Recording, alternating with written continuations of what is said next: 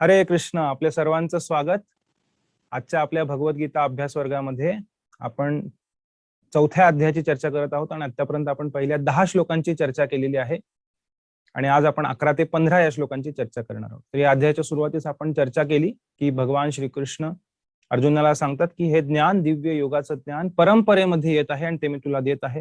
आणि हेच ज्ञान करोडो वर्षांपूर्वी सूर्यदेवाला सांगितलेलं आहे.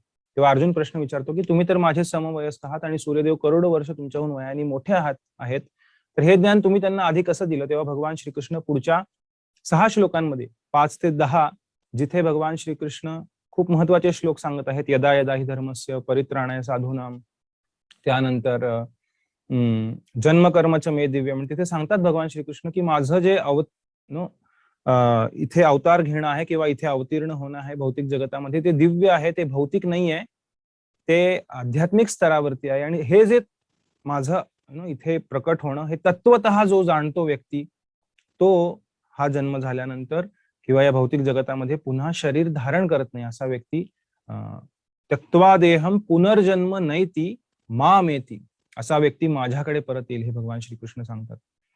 आणि आता 10व्या श्लोकापर्यंत आपण चर्चा केली. इथे भगवान श्रीकृष्ण अर्जुनाच्या प्रश्नाचं उत्तर देत आहेत. आता 11व्या श्लोकामध्ये पुन्हा भगवान श्रीकृष्ण ते जे दिव्य ज्ञान आहे, जे परंपरेतनं आलेलं आहे, योगाचं ज्ञान आहे, एवं परंपरा प्राप्तम इमं राजर्षयो विदुः, तर ते ज्ञान आता देण्यास सुरुवात करत आहेत पुन्हा 11व्या श्लोकापासून हळूहळू. आणि 11 ते 15 या श्लोकांमध्ये भगवान श्रीकृष्ण सांगतील की अनेक मार्ग आहेत आणि त्या सर्व मार्गांचा उद्देश अंततः माझ्यापर्यंत येणे हा आहे. आणि ज्या भावनेने, ज्या इच्छेने व्यक्ती ह्या वेगवेगळ्या मार्गांवरती प्रगती करण्याचा प्रयत्न करेल, तो त्या पद्धतीने मी त्याच्याशी आदान प्रदान करेल त्या व्यक्तीशी. हे या पुढच्या 5 श्लोकांमध्ये भगवान श्रीकृष्ण सांगतात. आणि वर्णाश्रमाची ही चर्चा आहे. 4 वर्ण भगवंतांनी बनवले या भौतिक जगतामध्ये, तेही इथल्या याच श्लोकांमध्ये सांगण्यात आलेलं आहे. तरीही भगवंत ह्या 4 वर्णांपासून वेगळे कसे आहेत? जरी त्यांनी हे सर्व बनवलं आहे, ते सुद्धा एका अर्थाने क्षत्रिय कुळामध्ये प्रकट होतात, किंवा वृंदावनात एका अर्थाने वैश्य कुळामध्ये नंद महाराज, यशोदामय यांच्या ठिकाणी राहतात. पण भगवंत हे या भौतिक प्रकृतीने बांधलेले नाहीयेत, ते याहून दिव्य आहेत. या सर्व गोष्टींची चर्चा या 5 श्लोकांमध्ये आहे. तर आपण 11व्या श्लोकापासून आज सुरुवात करणार आहोत. सर्वजण माझ्या पाठीमागे म्हणा.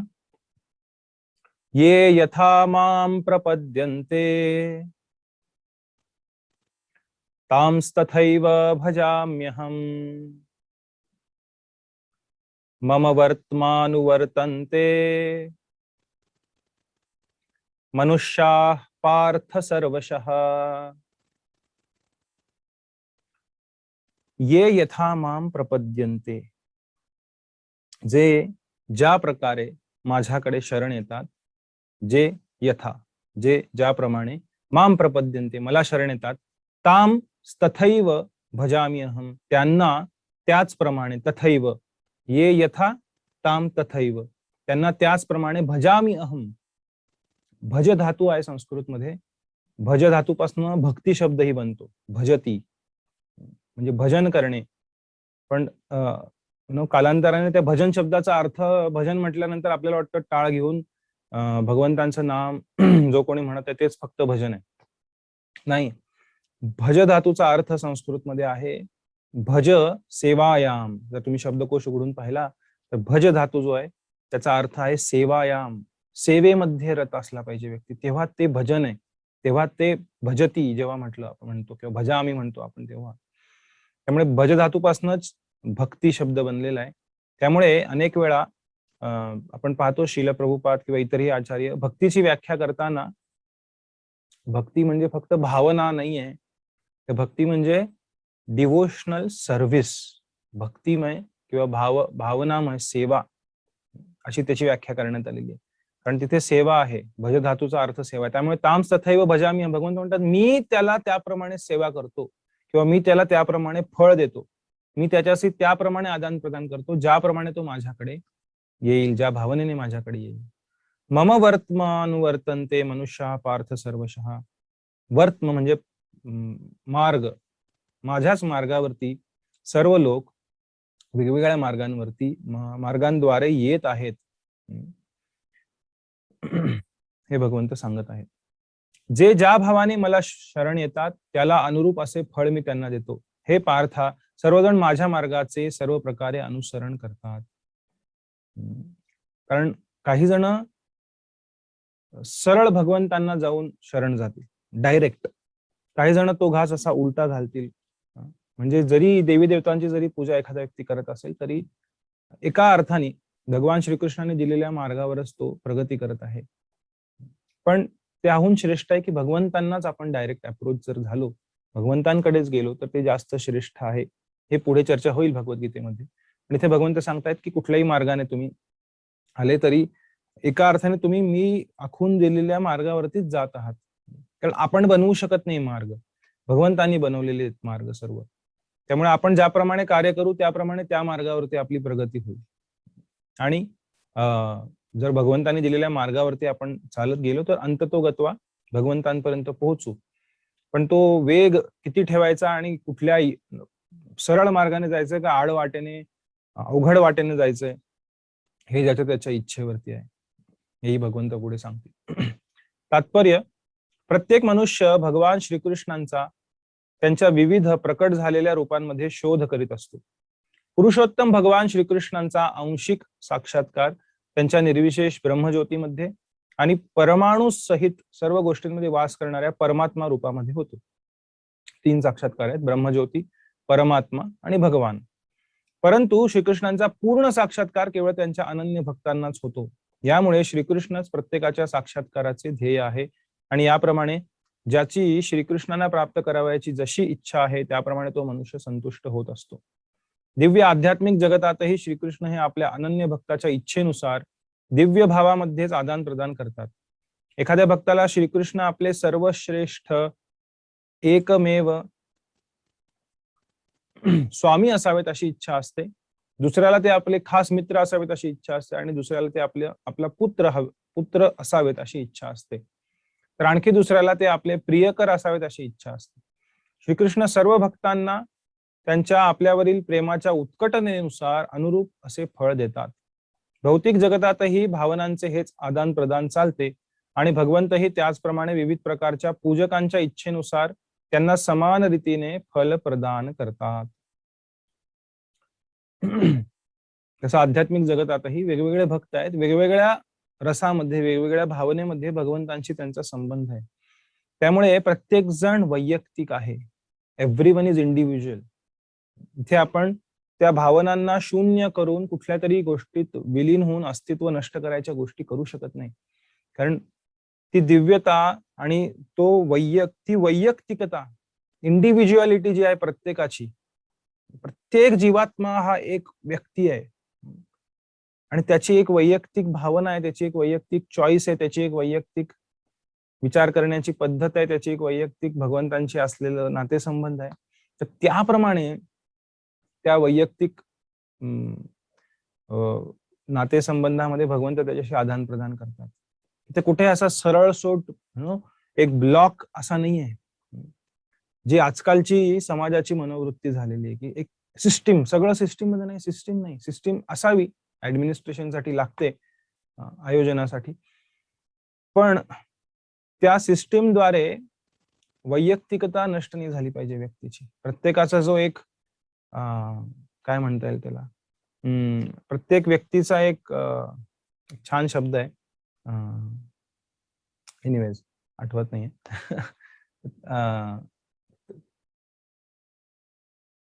ठीक आहे, आठवलं तर सांगेन.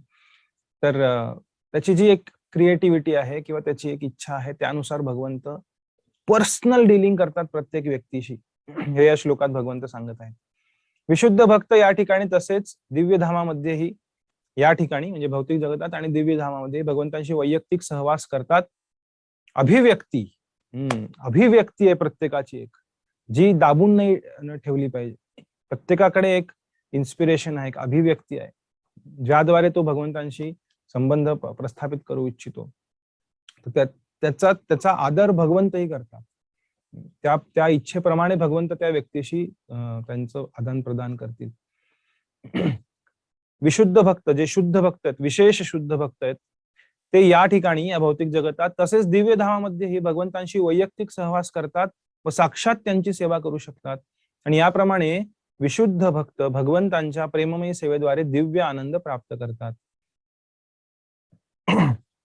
जे निर्विशेषवादी आहेत आणि ज्यांना जीवाच्या स्वतंत्र अस्तित्वाचा विनाश करून आध्यात्मिक दृष्ट्या आत्महत्या करावयाची, त्यांनाही श्रीकृष्ण आपल्या तेजामध्ये किंवा ब्रह्मज्योतीमध्ये विलीन करून घेऊन सहाय्य करतात. बघा, जरी तो अशा प्रकारे विचित्र विचार करत असेल तरी भगवंत त्याला सहाय्य करतात. कारण भगवंत कुठल्याच गोष्टीत बळजबरी करत नाही. त्यामुळे अशी जरी इच्छा असेल एखाद्याची तरी त्याला ब्रह्मज्योतीमध्ये सुद्धा स्थान देतील, पण तिथे तो फार काळ टिकू शकणार नाही. असे निर्विशेषवादी हे भगवंतांच्या शाश्वत आनंदमयी स्वरूपाचा स्वीकार करीत नाहीत. म्हणून स्वतःचे स्वतंत्र अस्तित्व गमावल्यामुळे ते भगवंतांच्या साक्षात दिव्य सेवेद्वारे प्राप्त होणाऱ्या आनंदाचे आस्वादन करू शकत नाहीत. त्यांच्यापैकी जे निर्विशेष ब्रह्मज्योतीमध्ये दृढपणे स्थित झालेले नसतात ते आपल्या कर्म करण्याच्या सुप्त कामना व्यक्त करण्यासाठी पुन्हा भौतिक जगतात येतात. त्यांना आध्यात्मिक लोकांमध्ये प्रवेश दिला जात नाही, तर त्यांना पुन्हा प्राकृतिक लोकांमध्ये कर्म करण्याची संधी दिली जाते. जे सकाम कर्मी आहेत त्यांना भगवंत यज्ञेश्वर म्हणून त्यांच्या विहित कर्मांची इच्छित फळ प्रदान करतात. वेगवेगळ्या कॅटेगरीच्या लोकांची चर्चा केली जाते इथे. एक आहेत निर्विशेषवादी ज्यांना भय, मागच्या श्लोकांमध्ये पाहिलं आपण, वीत राग भय क्रोध, त्यांना रूपाचं भय आहे की हे रूप दुःखाचं कारण आहे, हे शरीर दुःखाचं कारण आहे, मग मला सगळं संपवायचं आणि त्या एका ब्रह्मचेतनेमध्ये विलीन व्हायचंय वगैरे. त्यांनाही भगवंत सहाय्य करतात. आणि जे सकाम कर्मी आहेत ज्यांना इथे उपभोग करायचा आहे खूप सारा, त्यांच्यासाठी भगवंत यज्ञेश्वर म्हणून प्रकट होतात. भगवंत किती कृपाळू आहेत. असे लोक आहेत तिथे सगळे ज्यांनी भगवंतांना सोडून ते इथे आहेत आता, पण त्यांच्यासाठी सुद्धा वेगवेगळ्या पद्धतीने त्यांना सहाय्य करण्यासाठी भगवंत वेगवेगळ्या रूपांमध्ये प्रकट होतात. यज्ञेश्वर म्हणून त्यांच्या विहित कर्मांचे इच्छित फळ प्रदान करतात आणि जे योगी सिद्धी प्राप्त करण्याच्या प्रयत्नात आहेत त्यांना सिद्धी प्रदान केल्या जातात. हा कर्मी आणि त्यानंतर योगी, आणि जो निर्विशेषवादी त्याला एका अर्थाने शुष्क ज्ञानी म्हटलं जातं. दुसऱ्या शब्दात सांगावयाचे तर प्रत्येक जण यशस्वी होण्यासाठी केवळ भगवंतांच्याच कृपेवर अवलंबून आहे. या ना त्या मार्गे कुठल्याही मार्गाने एखादा व्यक्ती जात असेल, जरी भगवंत जे सांगतायत ते स्वीकार न करता आडवाट्याने जरी जायचा प्रयत्न केला तरी तिथे सुद्धा मदत भगवंतच करत आहेत हे सांगितलं जात आहे. आणि सर्व प्रकारचे आध्यात्मिक मार्ग म्हणजे एकाच मार्गावर असणाऱ्या यशाच्या विविध मर्यादा आहेत.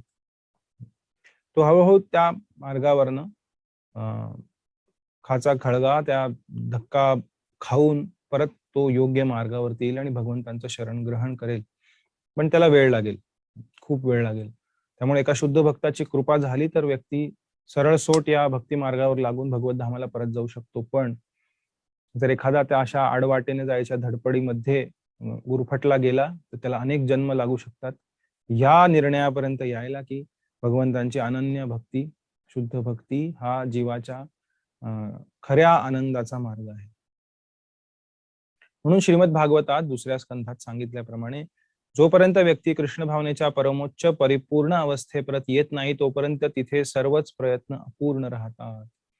अकाम सर्व कामो वा मोक्षकाम उदारधीः तीव्रेण भक्तियोगेन यजेत पुरुषं परम. मनुष्य निष्काम असो, म्हणजे एखाद्या भक्ताप्रमाणे भौतिक इच्छा नाहीयेत, किंवा सर्व सकाम कर्मफलांची इच्छा करणारा असो, किंवा मुक्तीच्या प्रयत्नात असो, त्याने कृष्ण भावनेत अंतिमतः परिणत होणारी पूर्णावस्था प्राप्त करण्यासाठी सर्व प्रकारे भगवंतांना शरण जाण्याची पराकाष्ठा केली पाहिजे. श्लोकात सांगितलेले तुम्ही अकाम असा, सर्व काम असा किंवा मोक्ष काम असा, पण जर तुम्ही उदार धी असाल, जर उदार बुद्धी असेल तुमची, तर तुम्ही काय कराल?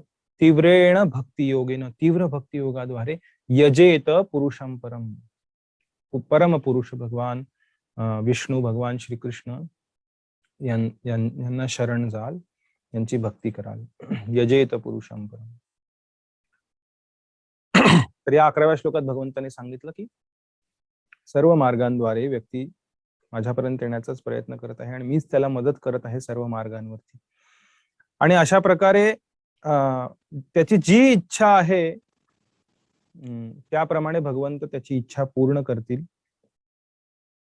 आणि याच्या पुढच्या श्लोकामध्ये भगवंत सांगतात की सकाम कर्मी जे आहेत ते सिद्धी प्राप्त करण्याची इच्छा करतात आणि ते देवतांकडे जातात. इह देवता, या भौतिक जगतातल्या ज्या देवता आहेत त्यांना शरण जातात आणि त्यांना त्वरित काही सिद्धी, काही भौतिक गोष्टी त्याद्वारे प्राप्त होतात. होतात, सत्य आहे. देवतांकडे गेले तुम्ही, देवी देवतांकडे गेले, त्यांची प्रार्थना केली तर तुम्हाला त्यांच्याद्वारे विशेष फळ दिलं जाईल. हे भगवान श्रीकृष्ण स्वतः सांगत आहेत. सर्वजण माझ्या पाठीमागे म्हणा, कांक्षन्तः कर्मणां सिद्धिं यजन्त इह देवताः क्षिप्रं हि मानुषे लोके सिद्धिर्भवति कर्मजा.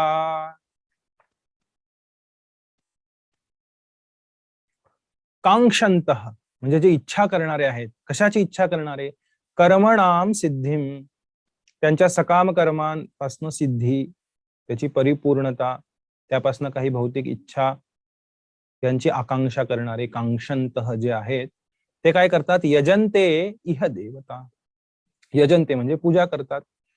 कुणाची? इह देवता, या भौतिक जगतामध्ये जे देवता आहेत त्यांची पूजा करतात. जे देवी देवता आहेत वेगवेगळे, जे या भौतिक जगतामध्ये मॅनेजमेंटचं काम पाहतात भगवंतांच्या वतीने. आणि त्यांचं काय होतं मग? क्षिप्रम, त्वरित. क्षिप्रम ही मानुषे लोके, या मानुषे लोके, या मर्त्य जगामध्ये किंवा मानव समाजामध्ये सिद्धिर्भवती कर्मजा, त्यांच्या कर्मापासनं, सकाम कर्मापासनं जन्म घेतलेली कर्मजा, अशी सिद्धी त्यांना प्राप्त होते. मनुष्य या जगात सकाम कर्मांमध्ये सिद्धीची इच्छा करतात आणि म्हणून ते देवतांची आराधना करतात. अर्थात मनुष्यांना या जगात सकाम कर्मापासून त्वरित फलप्राप्ती होते. तात्पर्य, या भौतिक जगातील देवदेवतांविषयी अत्यंत चुकीची कल्पना आहे आणि विद्वान म्हणून प्रख्यात असणारे अल्पज्ञ लोक या देवदेवतांना भगवंतांचीच विविध रूपे समजतात. बरेच लोक म्हणतात कुणाची पूजा करा, तुम्हाला जो देव आवडतो त्याची पूजा करा, शेवटी सगळे देव एकच आहेत. हे अल्पज्ञ असण्याचं लक्षण आहे. हे शास्त्रांमध्ये सांगितलेले अनेक ठिकाणी भगवद्गीतेतही वर्णन आहे. पण तरीही दुर्दैवाने ही चुकीची जी कल्पना आहे ती खूप समाजामध्ये प्रस्थापित झालेली आहे. वास्तविकपणे देवता या भगवंतांची विविध रूपे नाहीत, तर त्या भगवंतांचे विविध अंश आहेत आपल्याप्रमाणे. फक्त ते एम्पावर्ड आहेत, त्यांना एका विशेष स्थानावरती कार्य करण्यासाठी ठेवण्यात आलेलं आहे. त्यांच्या योग्यतेमुळे, ऑफकोर्स ते जास्त योग्य आहेत आपल्यापेक्षा एका अर्थाने भौतिक स्तरावरती, कारण त्यांच्या त्या योग्यतेमुळे त्यांना ते स्थान देण्यात आलेलं आहे. भगवंत एकच आहेत. बऱ्याच लोकांना वाटतं की आपला जो वैदिक धर्म आहे किंवा ज्याला हिंदू म्हटलं जातं आजकालच्या काळामध्ये, ते तिथे अनेक देवतांची पूजा केली जाते. बाहेरच्या देशातही असा गैरसमज आहे. जे अब्राहमिक रिलिजन्स आहेत, ख्रिश्चन किंवा मुस्लिम किंवा ज्यू, यांना वाटतं की हिंदुइझम म्हणजे पॉलिथिइझम आहे, जिथे खूप सारे देव आहेत. त्यांना माहित नाही नक्की देव कोण आहे. कोणी म्हणतो हा देव आहे, कोणी म्हणतो तो देव आहे, कोणी म्हणतो हा देव आहे. त्यामुळे त्यांना वाटतं की हे लोक कन्फ्युज्ड आहेत आणि ह्यांना माहित नाहीये की खरा देव कोण आहे.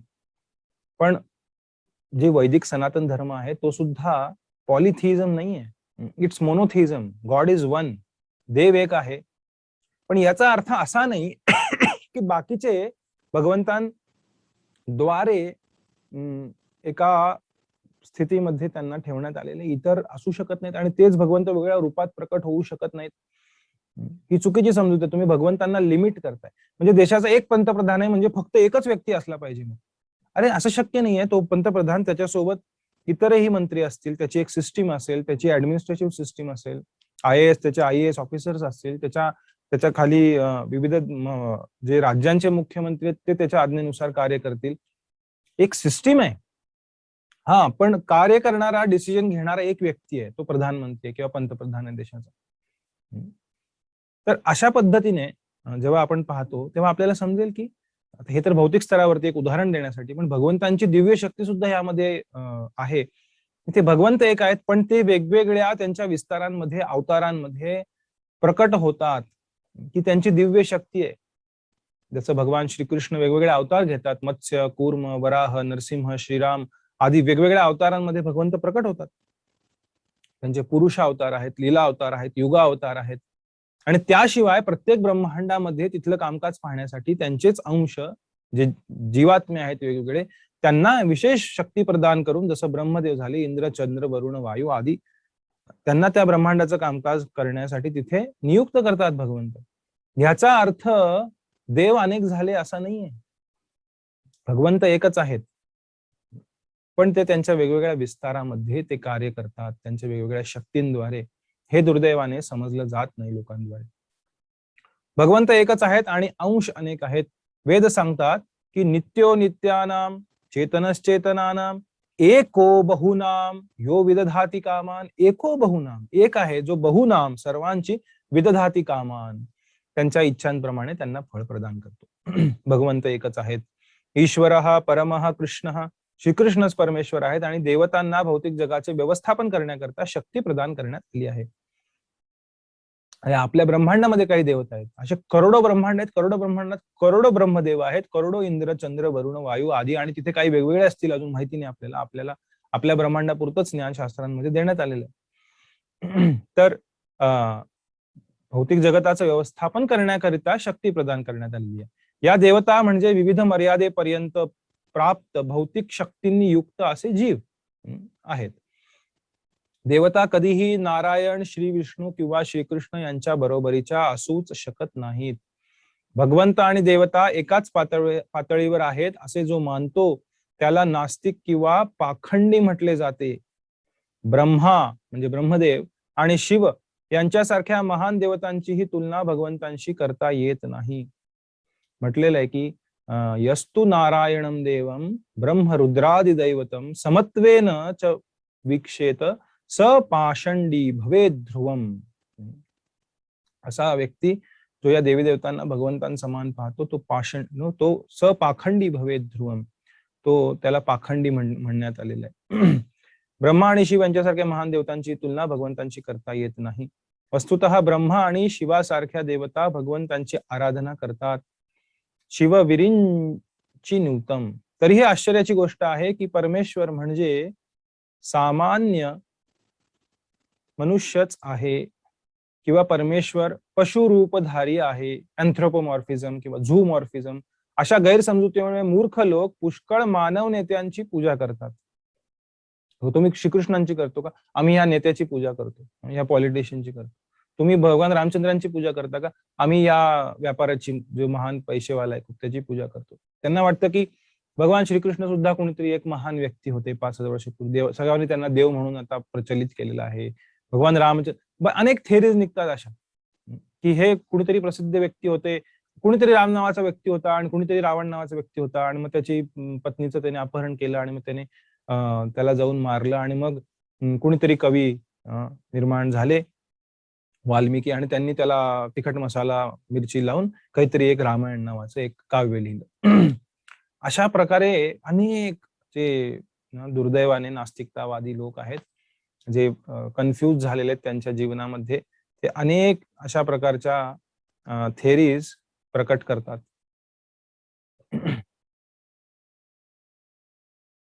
पण भगवान नारायण, भगवान श्रीकृष्ण किंवा भगवान श्री विष्णू हे भौतिक जगातील नाहीत. भगवंत हे भौतिक सृष्टीच्या पलीकडे अर्थात दिव्य आहेत. निर्विशेषवादी लोकांचे अग्रणी श्रीपाद शंकराचार्यही सांगतात की नारायण किंवा श्रीकृष्ण हे भौतिक सृष्टीच्या अतीत आहेत. नारायणम परो अव्यक्तात. श्रीपाद शंकराचार्य जे शिवजी आहेत स्वतः, एका विशिष्ट कार्यासाठी आले होते, तेही सांगतात. तरीही मूर्ख लोक देवतांची आराधना करतात, कारण त्यांना त्वरित फलप्राप्ती करावयाची असते. त्यांना फलप्राप्ती होते, पण ते जाणत नाहीत की अशी फलप्राप्ती ही क्षणिक असते आणि ती अल्पबुद्धी लोकांसाठी असते. बुद्धिमान मनुष्य कृष्ण भावनेमध्ये असतो आणि त्वरित पण क्षणभंगूर फलासाठी त्याला निम्न देवदेवतांची आराधना करण्याची मुळीच आवश्यकता नसते. या भौतिक जगतातील देवदेवता तसेच त्यांचे आराधक यांचा भौतिक जगाच्या विनाशाबरोबरच विनाश होईल. देवतांचाही विनाश होईल, त्यांनाही शरीर सोडावं लागेल, पण तेही आपल्याप्रमाणे जीवात्मा आहेत, वेगळ्या शरीरामध्ये आहेत, फक्त थोड्याशा अपग्रेडेड शरीरामध्ये. देवदेवतांनी दिलेले वर हे भौतिक आणि तात्पुरते असतात.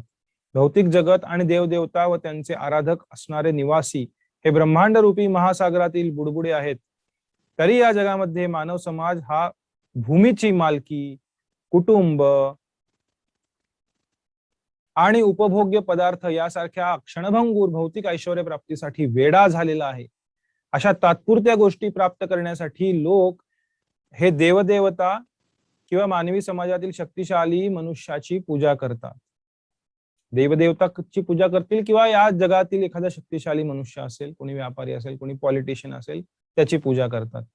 जर एखाद्या मनुष्याला एका राजकीय नेत्याची पूजा करून शासनामध्ये मंत्रीपद मिळाले तर त्याला वाटते की आपण मोठे वरदानच प्राप्त केले आहे. म्हणून ते सर्व लोक तथाकथित नेते किंवा प्रतिष्ठित लोक यांच्या पुढे तात्पुरत्या वरप्राप्तीसाठी मस्तक झुकवितात आणि खरोखर या लोकांना इच्छित गोष्टी प्राप्त होतात. भौतिक अस्तित्वाच्या कष्टमय स्थितीतून कायमची सुटका होण्यासाठी कृष्ण भावना भावित होण्यामध्ये अशा लोकांना मुळीच स्वारस्य नसते. ते सर्व इंद्रिय उपभोगाच्या मागे लागलेले असतात आणि इंद्रिय उपभोगासाठी अल्पशी सुविधा मिळवण्यासाठी ते देवता म्हणून गणल्या जाणाऱ्या शक्तिशाली जीवांचे पूजन करण्याकडे आकर्षित होतात. हा श्लोक दर्शवितो की लोकांना क्वचितच कृष्ण भावनेमध्ये आस्था असते. बहुतेकांना इंद्रिय उपभोगामध्ये रुची असते आणि म्हणून ते कोणत्या तरी शक्तिशाली जीवाची उपासना करतात. कुठल्या तरी शक्तिशाली जीवाची, आपल्या आजूबाजूला फिरणाऱ्या किंवा स्वर्गामधल्या देवदेवतांची. यामध्ये हे अल्पज्ञ लोक गुरफटलेले असतात, पण ते लॉंग टर्म जो श्रेयस पाहत आहे, श्रेयस्कर आहे, ते फक्त प्रेयसकडे पाहतात, जे प्रिय आहे. पण जे प्रिय आहे त्याच्या मागे न धावता जे श्रेय आहे आपल्यासाठी, जे श्रेयस्कर आहे त्याच्या मागे धावलं पाहिजे, हे इथे सांगण्यात आलेलं आहे. ह्याच्या पुढच्या श्लोकामध्ये 13व्या श्लोकामध्ये भगवान श्रीकृष्ण सांगतात की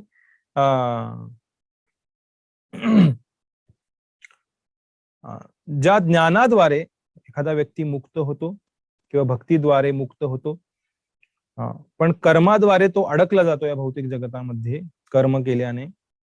याचा अर्थ असा आहे का की भगवान श्रीकृष्ण यांनी वेगवेगळे मार्ग वेगवेगळ्या पद्धतीने बनवले, वेगवेगळ्या कारणांसाठी बनवले किंवा त्यांच्यातनं वेगवेगळे फळ प्राप्त होतात? तर भगवान श्रीकृष्ण इथे सांगतायत की भगवान श्रीकृष्णांनी हे 4 वर्ण बनविले ज्याद्वारे लोक त्यांच्या इच्छांची पूर्ती करू शकतील, ज्या भौतिक इच्छा आहेत त्यांची, आणि त्याद्वारे ते एका सोशल सिस्टीम मध्ये, एका कल्चरमध्ये फिट होऊन योग मार्गामध्ये प्रगतीही करू शकतील.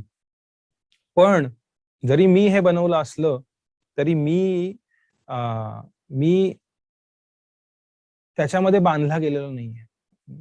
जरी मी सिस्टीम बनवलेली ही, तरी मी त्याच्यामध्ये बांधला गेलेलो नाहीये. जरी भगवंत वेगवेगळ्या वर्णांमध्ये अवतरित होत असतील, परशुराम म्हणून ते ब्राह्मण कुळामध्ये येत असतील किंवा भगवान श्रीकृष्ण एका क्षत्रिय कुळामध्ये, रामचंद्र क्षत्रिय कुळामध्ये प्रकट होत असतील, पण भगवान श्रीकृष्ण या वर्णांद्वारे बांधले गेलेले नाहीये, ते दिव्य आहेत. सर्वजण माझ्या पाठीमागे म्हणा, चातुर्वर्ण्यम मया सृष्टम गुणकर्म विभागशः तस्य कर्तारमपि मां विद्य कर्तारमव्ययम्.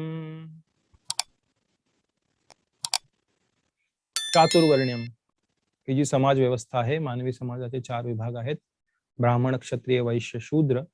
मया सृष्टम माझ्याद्वारे उत्पन्न करण्यात आले आहेत. कशावर आधारित? गुण कर्म विभागशः. गुण त्या व्यक्तीचा गुण आणि कर्म त्याची कार्य, विभागशः यांच्यानुसार हे विभाग बनवण्यात आलेले आहेत. तस्य कर्तारम अपि माम, त्याचा कर्ता किंवा पिता किंवा जनक मी आहे किंवा जरी मी आहे, अपि माम विद्धि अकर्तारम अव्ययम, पण मी एक अव्यय म्हणून, अपरिवर्तनीय म्हणून मी एका अर्थाने अकर्ताही आहे. भौतिक प्रकृतीचे 3 गुण आणि त्यांना अनुरूप अशा कर्माला अनुसरून मी मानवी समाजाचे 4 विभाग निर्माण केले आहेत. आणि तू जाणले पाहिजे की जरी मी या व्यवस्थेचा कर्ता असलो तरीही मी अव्ययी असल्यामुळे अकर्ताच आहे.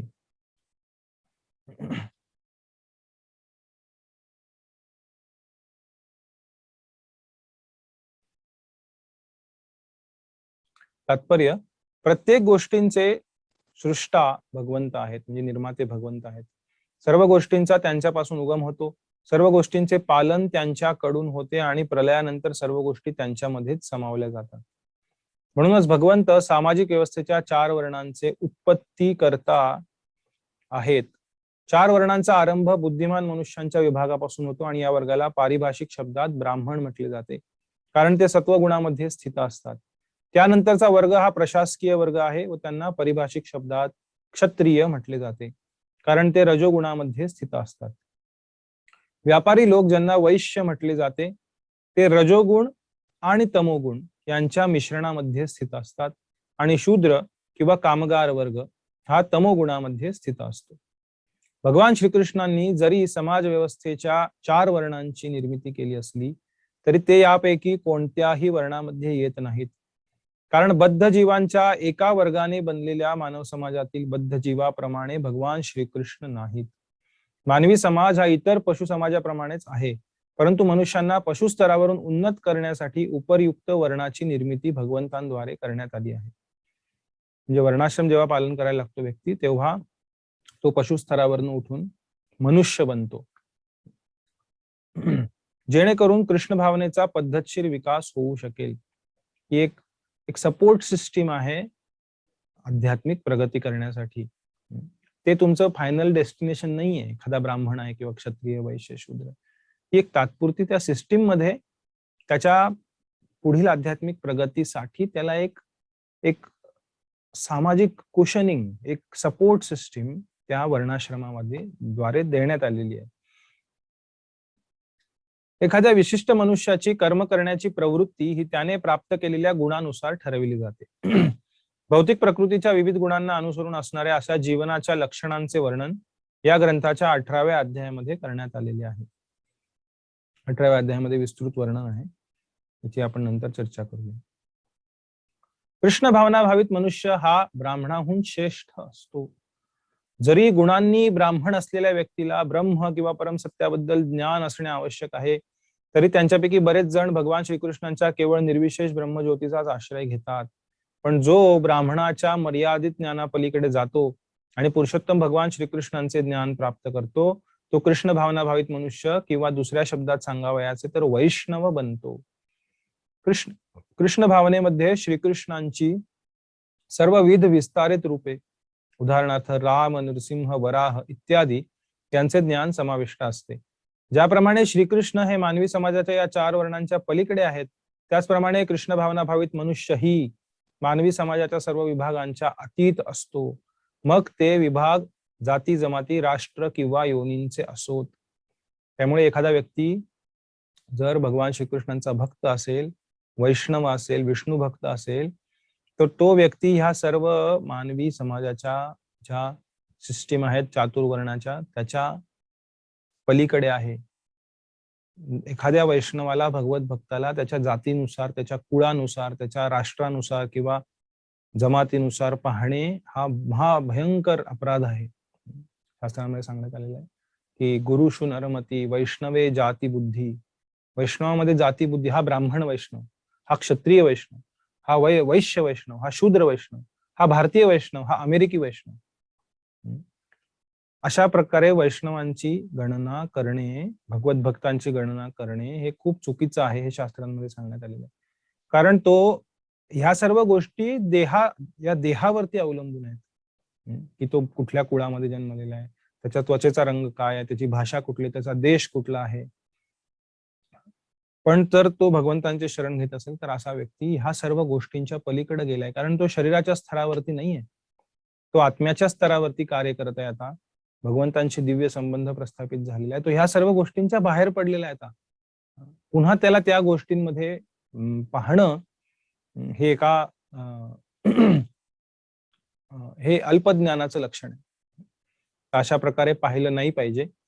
आणि भगवंतांनी जरी हे 4 वर्ण बनवले असले एका सोशल सिस्टीम चालवण्यासाठी, नंतर दुर्दैवाने आपण काही वेळा चर्चा केलेली याच्या आधी सुद्धा, की दुर्दैवाने नंतर ह्याचं जाती व्यवस्थेत रूपांतर झालं आणि फक्त जन्मानेच एखाद्या व्यक्ती बनेल आणि त्या जन्मानेच तो त्या कुळांमध्ये त्याला स्थित केलं जाईल, अशी एक पद्धत निर्माण झाली. ती एका अर्थाने योग्य आहे, पण फक्त तीच अस्तित्वात असावी असं नाही. कारण जो जो डॉक्टरांच्या घरात जन्माला आलेला, ज्याचे आई वडील डॉक्टर आहेत, ज्यांच्या घरामध्ये त्याला माहिती आहे डॉक्टर कसं बनलं जातं, डॉक्टर बनण्यासाठी काय करावं लागतं, डॉक्टराचं जीवन कसं असतं, हे ज्याला माहिती आहे, अशा मुलाला त्याच्या घराद्वारे एक सपोर्ट दिला जाईल डॉक्टर बनण्यासाठी. एक सामाजिक एक पारिवारिक वातावरण बनलेलं आहे डॉक्टर बनण्यासाठी त्याच्या घरामध्ये. त्यामुळे साहजिकच तो डॉक्टर बनेल त्या सपोर्ट सिस्टीमद्वारे.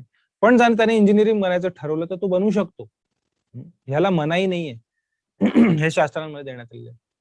त्यामुळे एखाद्या क्षत्रियाचा मुलगा असेल, जसं पूर्वीच्या काळी शहाजी महाराजांचे, छत्रपती शिवाजी महाराज हे पुत्र होते, तर साहजिकच घरामध्ये त्यांना त्या क्षत्रिय वातावरणामध्ये वाढवलं गेलं. त्यांना त्या प्रकारे त्यांच्यावरती संस्कार झाले आणि त्यातनं छत्रपती शिवाजी महाराज जन्मले. त्यांनी तो पराक्रम करून दाखवला. ती सिस्टीम होती तिथे घरामध्ये, ते पोषक वातावरण होतं, त्याद्वारे त्यांच्यावरती संस्कार झाले आणि या पद्धतीने होतं. त्यामुळे जन्माचंही महत्व एका ठिकाणी आहे, पण फक्त त्या कुळात मी जन्मलो म्हणजे मी क्षत्रिय झालो असं नाही. तुला क्षत्रिय म्हटल्यानंतर तुला त्या गोष्टी पालन कराव्या लागतील.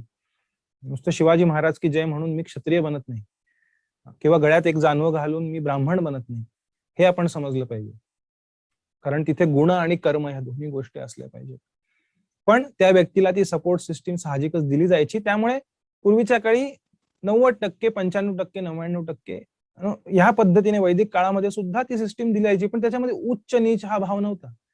ब्राह्मणाच्या कुळात जन्मलेल्या मुलाला त्या अर्थाने ट्रेनिंग मिळून तो पुन्हा ब्राह्मण बनण्यास पात्र बनायचा. पण फक्त जन्मला म्हणजे तो ब्राह्मण नाही. जन्मना जायते शूद्र. जन्माने प्रत्येक जण शूद्र आहे, पण त्याला जेव्हा संस्कार होतील आणि द्विज जेव्हा बनेल, ब्राह्मण, क्षत्रिय, वैश्य यांना द्विज होण्याचा मार्ग शास्त्रांमध्ये देण्यात आलेला आहे. त्यांच्यावरती संस्कार होऊ शकतात. आणि जो शूद्र आहे तो त्याच्या संकल्पनेने शूद्र आहे, फक्त त्याच्या जन्माने नाही. तो स्वतःला ब्राह्मण त्या स्तरावरती आणू शकतो. ही जी दुर्दैवी संकल्पना बनलेली समाजामध्ये, त्यासाठी अनेक गोष्टी कारणीभूत आहेत.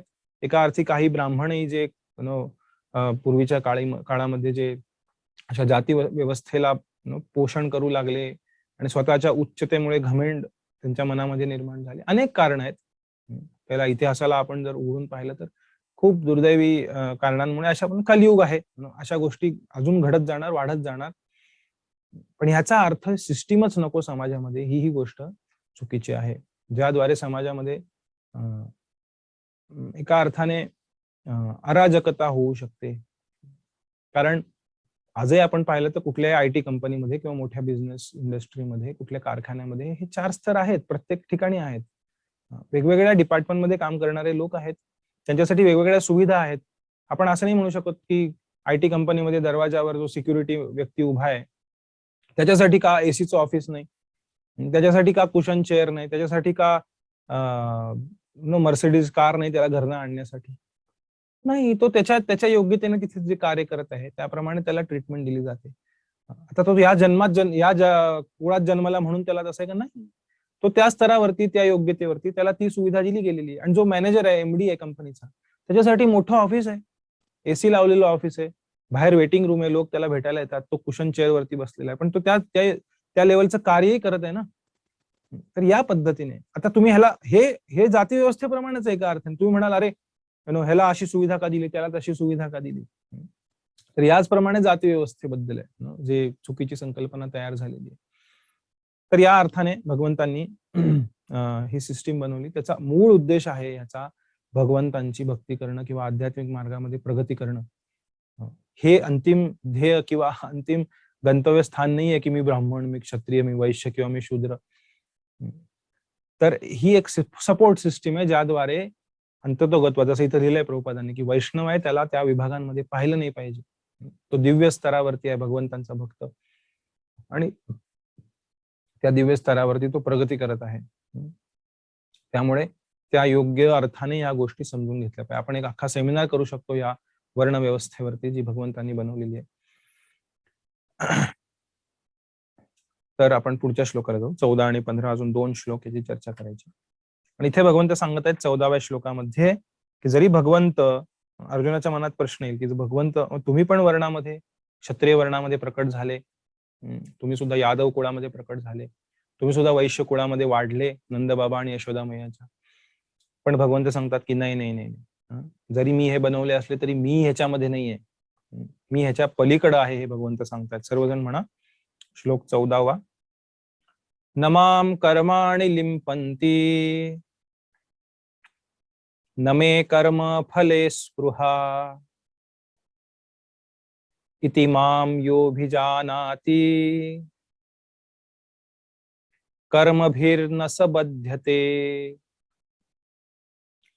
नमाम कर्माणि लिंपन्ति, लिंपन्ति लिंपन करणे म्हणतो आपण, भिंतीचं लिंपन करणे, शेणाने लिंपणे.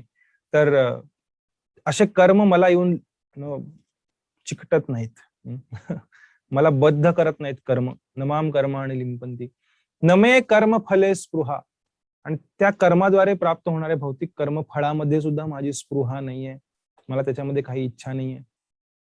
इति माम यो अभिजानाति. अशा पद्धतीने जो मला समजेल, कर्मभिही न स बध्यते, कर्मांद्वारे तो सुद्धा बांधला जाणार नाही.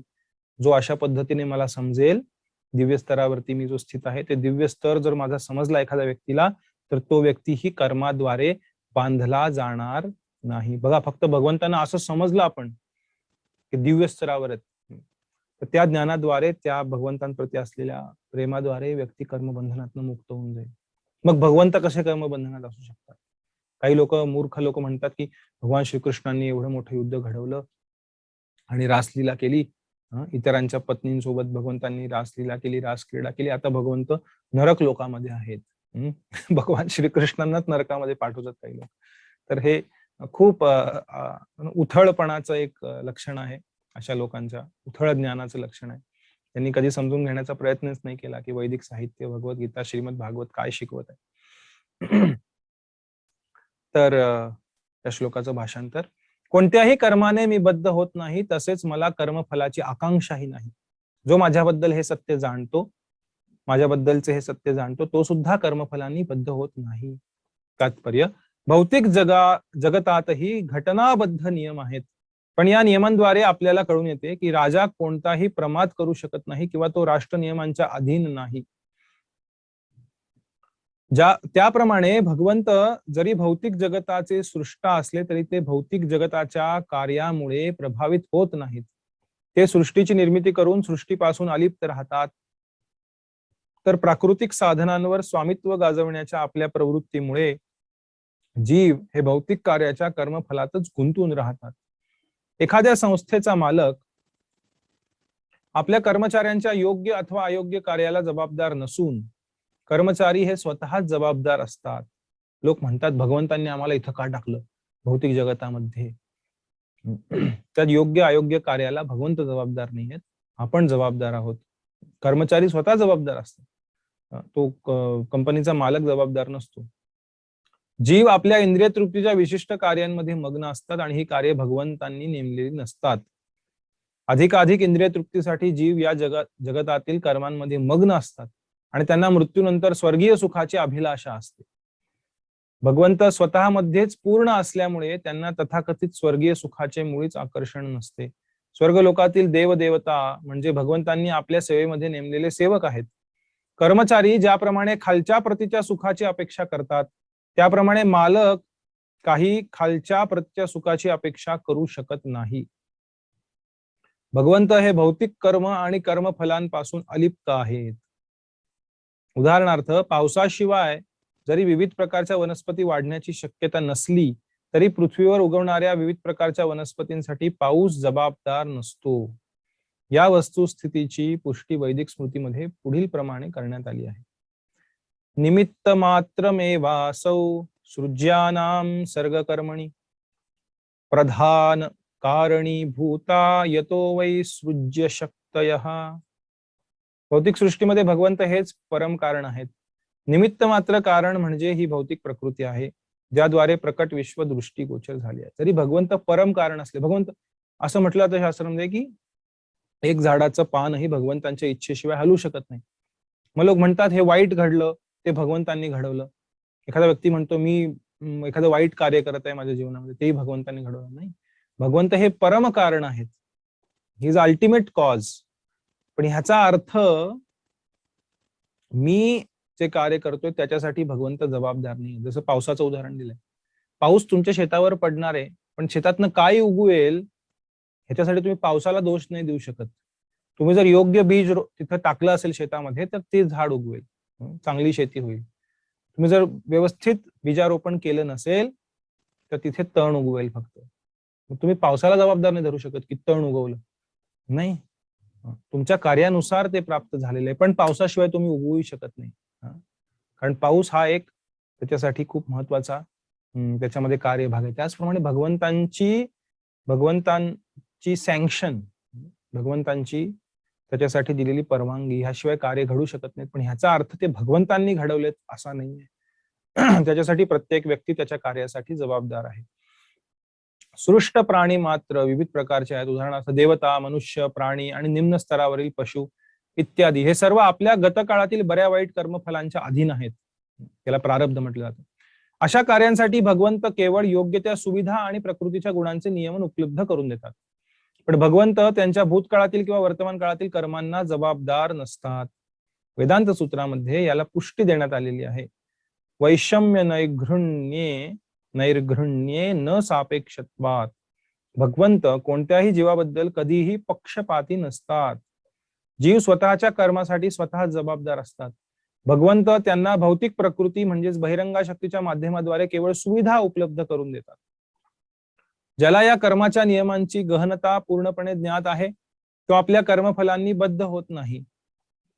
दुसऱ्या शब्दात सांगावयाचे तर जो मनुष्य भगवंतांच्या या दिव्य स्वरूपाला जाणतो तो कृष्ण भावनेतील अनुभवी मनुष्य होय, आणि याप्रमाणे तो कर्माच्या नियमांनी कधीही बद्ध होत नाही. जो भगवंतांचे दिव्य स्वरूप जाणत नाही आणि विचार करतो की सामान्य मनुष्याप्रमाणेच भगवंतांचे कर्म ही सकाम कर्मच आहे, तो निश्चितपणे स्वतःच सकाम कर्मफलामध्ये गुंतून पडतो. परंतु जो परमसत्याला जाणतो तो कृष्ण भावनेत स्थिर झालेला मुक्त जीव होय.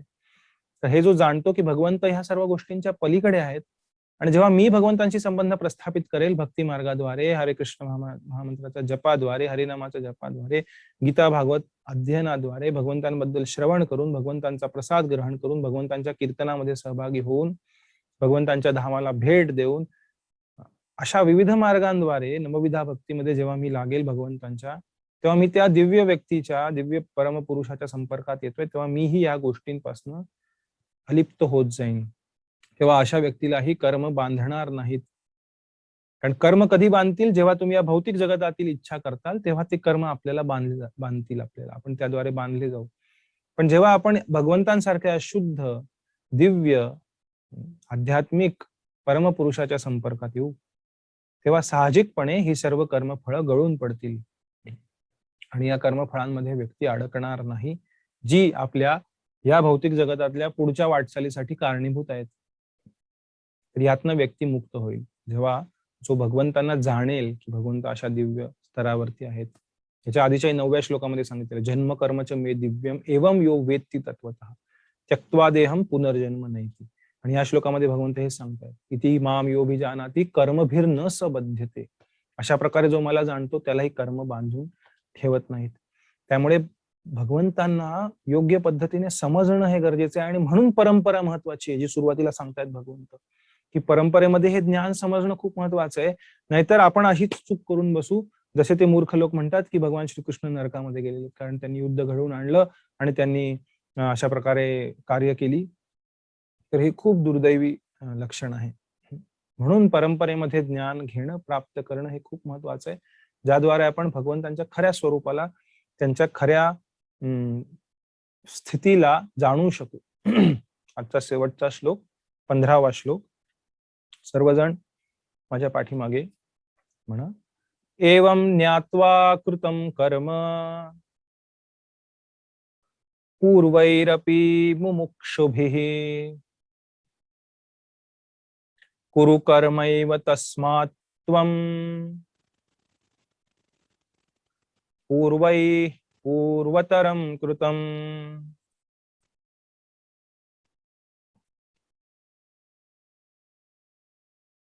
तर भगवान श्रीकृष्ण सांगत आहेत, कुरु कर्म एव तस्मात्, म्हणून कर्म कर. युद्धासाठी भगवान श्रीकृष्ण अर्जुनाला सांगत, युद्ध कर, कर्म कर, कुरु कर्म एव तस्मात, म्हणून तू कर्म कर. कशामुळे, काय कारण सांगतायत? एवं ज्ञात्वा, याप्रमाणे ज्ञान घेऊन, कृतम कर्म, कर्म केलं गेलं कुणाद्वारे? पूर्वय अपि मुमुक्षुभी, अनेक पूर्व काळातील अधिकृत लोकांद्वारे, जे मुमुक्षु होते, जे मुक्ती प्राप्त करण्यासाठी इच्छित होते, मुमुक्षु, त्यांच्याद्वारे अशा ज्ञानामध्ये कार्य केलं गेलं. म्हणून ज्ञान कर्म संन्यास योग, ज्ञानामध्ये कार्य कर, अज्ञानाने कार्य नको करूस. माझी ही दिव्य स्थिती जाणून मग माझ्यासाठी कार्य कर, मग तू बांधलाने जाणारस कार्यामध्ये. एवं ज्ञात्वा, हे जाणून, कुरु कर्म एव, कर कर्म, तस्मात् त्वं पूर्वैहि पूर्वतरम कृतम, पूर्व लोकांद्वारे जे प्राचीन काळी करण्यात आलं होतं त्या पद्धतीने तूही कर्म कर, हे भगवान श्रीकृष्ण अर्जुनाला सांगत आहे. प्राचीन काळातील सर्व मुक्त जीवांनी माझ्या दिव्य स्वरूपाला जाणून त्याप्रमाणे कर्म केले, म्हणून तू सुद्धा त्यांच्या पदचिन्हांचे अनुसरण करून आपले कर्म केले पाहिजे. तात्पर्य, मनुष्यांचे दोन वर्ग आहेत, त्यापैकी काही जणांचे अंतःकरण विषयांनी पूर्णपणे भरलेले असते आणि काही जण विषय इच्छेपासून मुक्त झालेले असतात. कृष्ण भावना ही या दोन्ही प्रकारच्या लोकांना सारखीच हितकारक असते. ज्यांचे हृदय दूषित गोष्टींनी पूर्णपणे भरलेले आहे, ते भक्तिपूर्ण सेवेच्या नियामक तत्वांचे पालन करून क्रमाक्रमाने शुद्धीकरण होण्यासाठी कृष्ण भावनेचा अंगीकार करू शकतात, जे आपण सर्वजण करत आहोत. आपलं हृदय दूषित आहे सर्वांचं, आपण शुद्ध नाही आहोत. मग आपल्यासाठी या भक्तिपूर्ण सेवेच्या नियामक तत्वांचं पालन करून क्रमाक्रमाने शुद्धीकरण आपलं व्हावं, म्हणून आपण या भक्ती मार्गाचा, कृष्ण भावनेचा अंगीकार केला पाहिजे. ज्यांचे हृदय पूर्वीच अशुद्धीपासून निर्मळ झाले आहे, ते त्याच कृष्ण भावनेमध्ये कर्म करू शकतात. जसं भगवंतांचे पार्षद आहेत, पांडव आहेत, कुंती महाराणी आहेत, द्रौपदी आहे, भीष्मदेव आहेत, वृंदावनातील भगवंतांचे भक्त आहेत. ते आपल्याप्रमाणे भौतिक जगतात जन्म घेतलेले नाही आहेत, ते भगवंतांचे दिव्य शुद्ध भक्त आहेत. जसे अनेक आचार्य आहेत, तिथे प्रकट होतात. ते भगवंत, ते निर्मळ आहेत, पूर्णपणे पूर्ण शुद्ध, 100% शुद्ध भक्त आहेत. भगवंतांसाठीच्या दिव्य प्रेमाने ओतप्रोत त्यांचं हृदय भरलेलं आहे, पण तेही त्या दिव्य भावनेमध्ये तशाच पद्धतीने कार्य करतात भक्तिमय सेवेमध्ये भगवंतांच्या. ज्यांचे हृदय पूर्वीच अशुद्धीपासून निर्मळ झाले आहे, ते त्याच कृष्ण भावनेमध्ये कर्म करू शकतात, जेणेकरून इतर लोक त्यांच्या आदर्श कृतींचे अनुसरण करतील व याप्रमाणे आपले हित साधू शकतील. मूर्ख व्यक्ती किंवा कृष्ण भावनेतील नवसाधकांना अनेकदा कृष्ण भावनेच्या ज्ञानाशिवायच कर्मातून निवृत्त होण्याची इच्छा असते. अर्जुनाच्या रणांगणावरील युद्ध कर्मातून निवृत्त होण्याच्या इच्छेला भगवंतांनी मान्यता दिली नाही. मनुष्याने केवळ कर्म कसे करावे हे जाणणे आवश्यक आहे. कृष्ण भावना युक्त कर्मातून निवृत्त होऊन कृष्ण भावनेचा देखावा करीत बसणे हे महत्वपूर्ण नाही. त्यापेक्षा श्रीकृष्णांप्रित्यर्थ कर्म करीत राहणे हेच महत्वपूर्ण आहे. या ठिकाणी अर्जुनाला सल्ला देण्यात आला आहे की यापूर्वी सांगितल्याप्रमाणे सूर्यदेव विवस्वानासारख्या भगवंतांच्या पूर्व शिष्यांनी ज्याप्रमाणे आचरण केले त्याप्रमाणे त्यांच्या पदचिन्हांना अनुसरून अर्जुनाने कृष्ण भावना भावित कर्म करावे. भगवंत आपल्या सर्व पूर्व कर्मांना जाणतात, तसेच पूर्वी ज्या लोकांनी कृष्ण भावना भावित होऊन कर्म केले त्यांचे कर्मही ते जाणतात, म्हणून ते सूर्यदेवांच्या कर्माचे अनुसरण करण्याची शिफारस करतात. सूर्यदेवाने कर्म करण्याची ही कला भगवंतांकडून काही लाखो वर्षांपूर्वी अवगत केली. भगवान श्रीकृष्णांच्या अशा सर्व शिष्यांना या ठिकाणी पूर्व काळातील मुक्त व्यक्ती असे म्हटले आहे, कारण ते श्रीकृष्णाने नेमून दिलेल्या कर्मांचे पालन करण्यात मग्न होते. हरे कृष्ण. तर आपण 11 ते 15 या श्लोकांची चर्चा केली. तर 42 पैकी 15 श्लोक पूर्ण झालेले आहेत. 16 पासून आपण पुढच्या सत्रामध्ये, चौथ्या भागामध्ये आपण 16व्या श्लोकापासून पुढची चर्चा करूया. हरे कृष्ण. आपल्या सर्वांचे खूप खूप धन्यवाद.